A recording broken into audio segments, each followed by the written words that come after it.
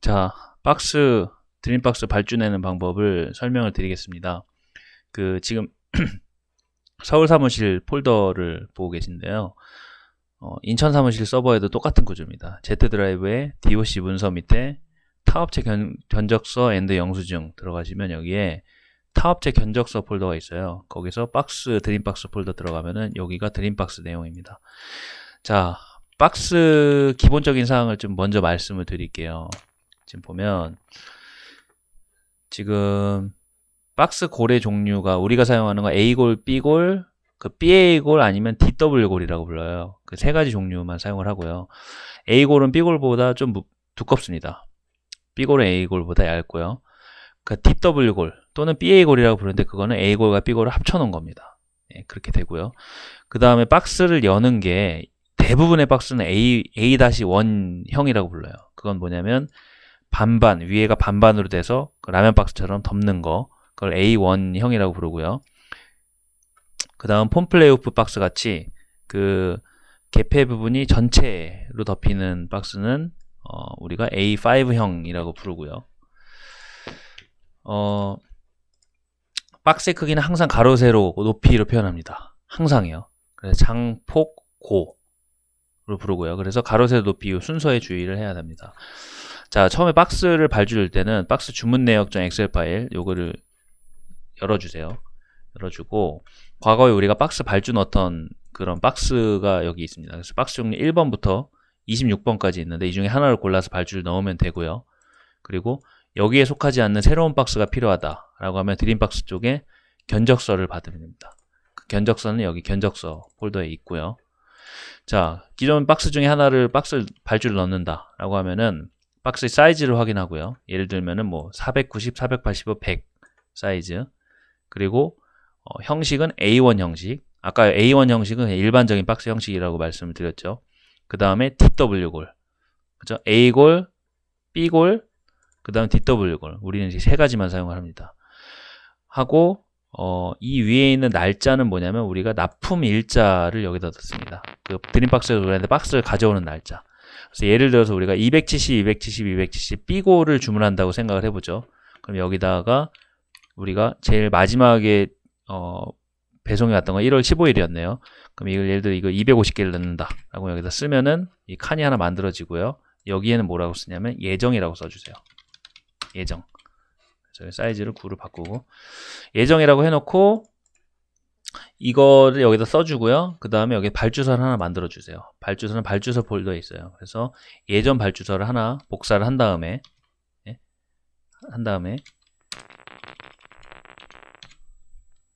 넣어주고요.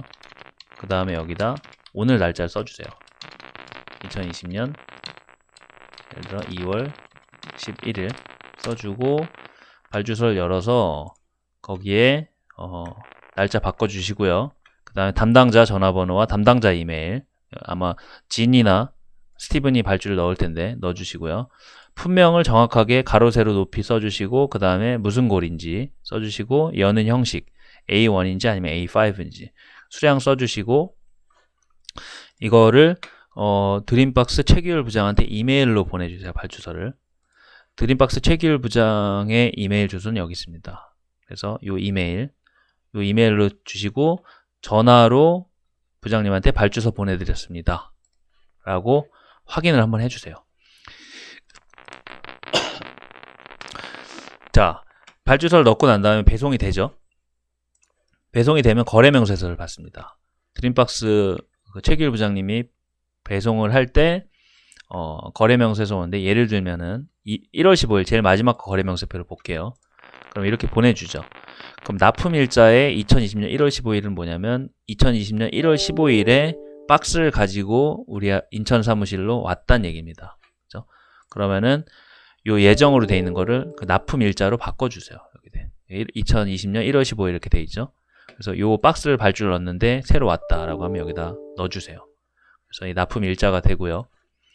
그 다음에 보통은 그 박스를 거래명세표를 줄 때 같이 발주서를 같이 가져옵니다. 그래서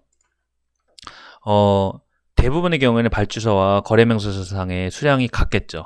근데 간혹가다 다를 때가 있어요. 예를 들면은 제일 최근에 1월 15일 날 온 거는 550개를 발주를 넣었는데 최종적으로 온 거는 540개였어요. 540개. 그래서 뭐 여러 가지 이유가 있는데 그쪽에서 뭐 수량을 착오가 있었을 수도 있고요. 재료가 딱 540개가 나올 수도 있고요. 그래서 거래 명세표를 보면은 540개만 우리한테 청구를 했습니다. 그리고 우리가 발주를 넣은 거는 550개 발주를 넣었었죠. 그리고 여기다 제가 메모를 넣은 게 드림박스에서 540개만 납품함으로 바꿨고요. 그래서 항상 발주는 수량이 우리한테 오는 거래 명세서상의 수량과 일치하지는 않는다는 거. 그래서 요 점 주의해서 발주를 넣어주시고요. 자, 요거는 없는 거니까 지울게요. 자, 이렇게 해서 거래 명세서가 오면은 거래 명세표와 발주서를 스캔해서 여기다 넣어주세요. 그러니까 제일 1월 8일 같은 경우를 보면 이게 PDF로 넣었는데 PDF로 넣으시는 게 나을 것 같아요. 그래서 거래 명세표와 우리가 발주서 넣은 내용을 이 최기율 부장이 넣어서 보냈습니다.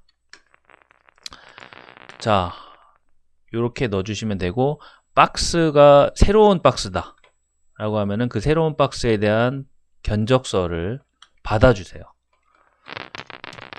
여기도 보면은 우리가 만들어 본 적이 없는 박스에 대해서 드림박스에서 이렇게 견적을 줍니다. 그리고 새로운 박스다 라고 하면은 거기에 주문 내역에 새로운 박스 타입으로 여기 추가를 해주세요. 이쪽에.